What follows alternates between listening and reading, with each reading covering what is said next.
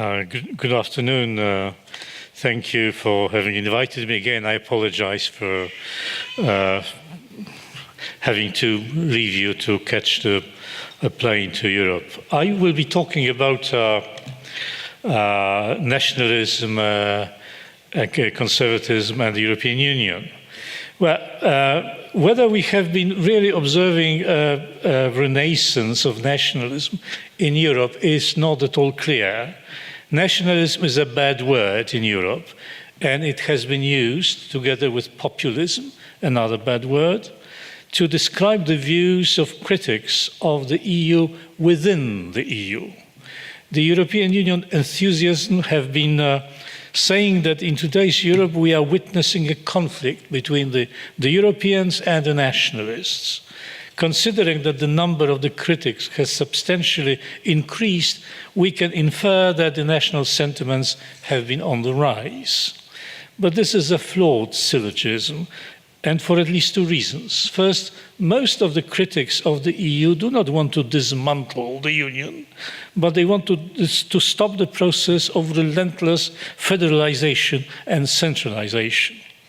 Second, some of the big players in the EU, which profess the more Europe strategy and condemn nationalism, shamelessly pursue nationalist policies, using the EU institutions and instruments to achieve this goal.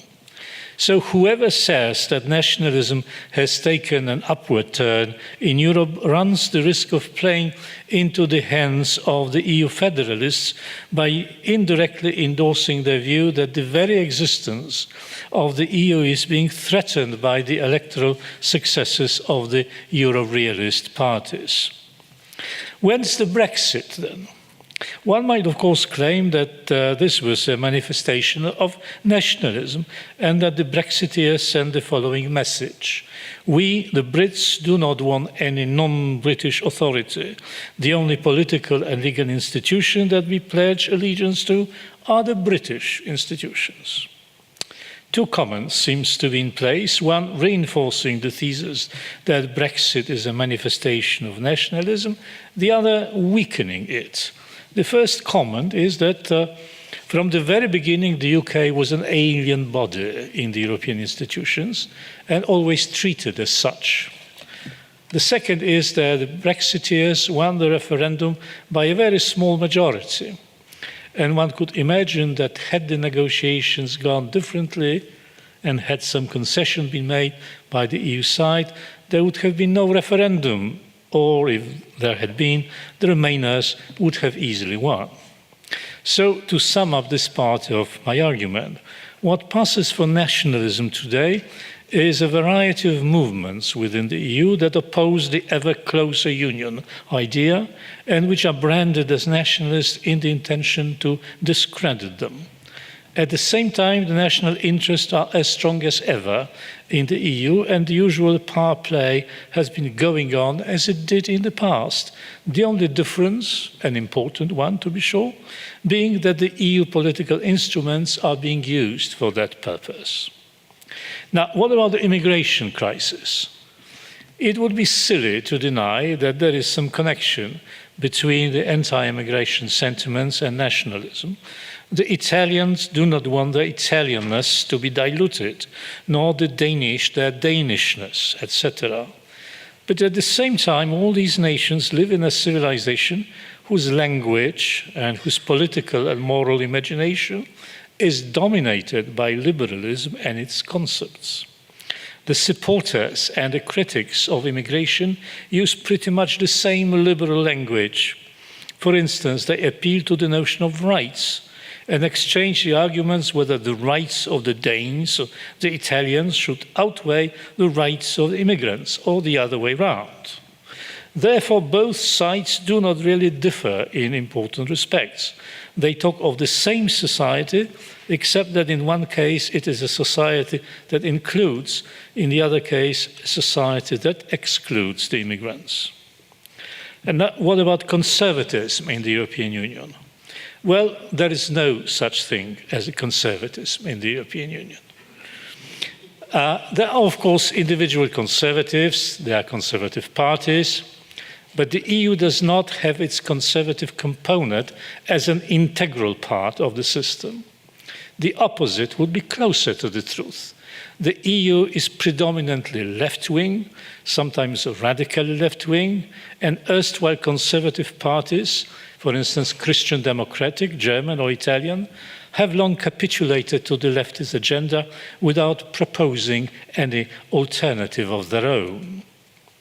A telling example is the British Conservative Party, which is no longer conservative in any distinct way, having surrendered to the leftist bulldozer that has been devastating the Western world at least since 1968. In Britain, it was the Tories that introduced the same-sex marriage law. In France, such a law was passed by the Socialists. It would be indeed difficult to detect the difference between those two decisions in the two countries, one by the Conservatives, the other by the Socialists. The trend has been in one direction only. The Conservatives have accommodated to the Socialists and the Liberals, and not the other way round. Indeed, Great Britain not only has ceased to be a stronghold of conservatism, but became the avant-garde of progressivism.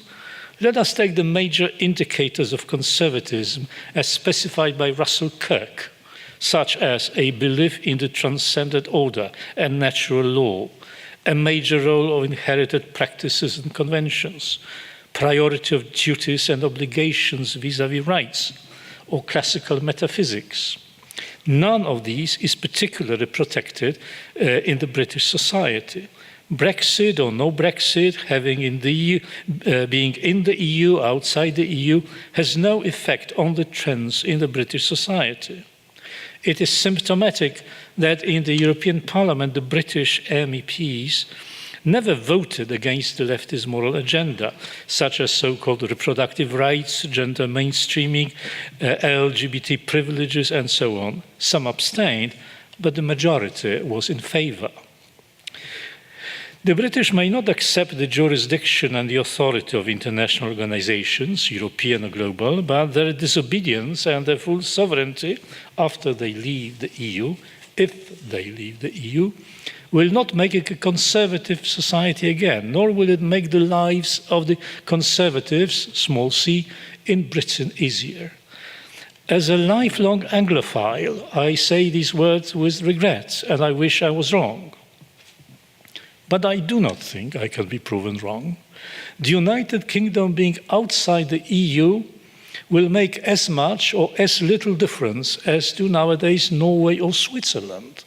The countries never being members of the EU, but fitting perfectly into the pattern of the so-called European values. Whatever their nationalism stands for, it does not subvert the general trend. The only fairly conservative societies one can find in Eastern Europe, and there are at least two conservative governments, one in Hungary and the other in Poland. Both are ruthlessly attacked by the European establishment and its institutions because both are considered nationalist. But are they? Well, they are not to the extent that they do not want to leave the EU. In my country, about 80% of the population want Poland to be a member of the EU. The government is called a nationalist simply because every government that does not subscribe to the ever closer union strategy is called nationalistic. But the real problem that the EU has with European countries such as Poland is not that it is nationalist, but that it is conservative. The crucial battle that has been going on is that between the conservatives on the one hand and the liberals, socialists on the other. The forces of two armies are unequal. The liberals, socialists have almost everything. The conservatives constitute a small minority whose future seems to many rather precarious.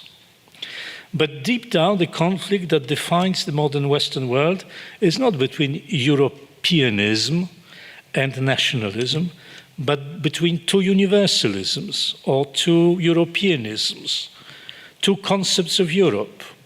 The first derives from classical metaphysics and epistemology, from Christianity, from Socratic, Platonic, Aristotelian roots, the other from the Enlightenment and its aftermath, including a postmodern opposition to it.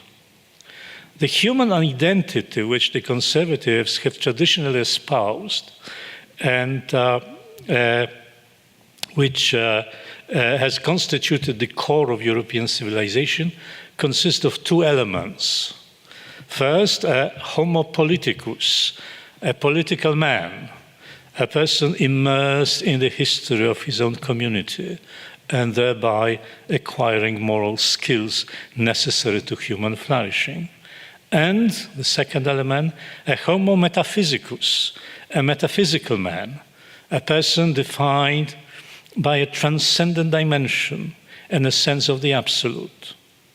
City-states in antiquity, Western empires, both ancient and modern, nation-states in modernity, did not question this philosophy of man. They were seeking their legitimacy by referring both to historical roots and common historical experience and to some kind of metaphysical universalism. The change came when metaphysics was debunked and a homo metaphysicus disappeared from the mainstream of European culture, and when the earlier European history in its entirety began to be considered essentially a mistake, or to use Immanuel Kant's expression, a long period of childhood and adolescence, a period to be rejected or a nonsense to be grown out of, a monstrosity to be condemned, after which people had to start anew, both philosophically and politically. And this is what happened in the Enlightenment, in the communist revolutions, and this is what is going on in Europe nowadays. The main forces in the EU are building their civilization on Europe's philosophical ruins. I thank you.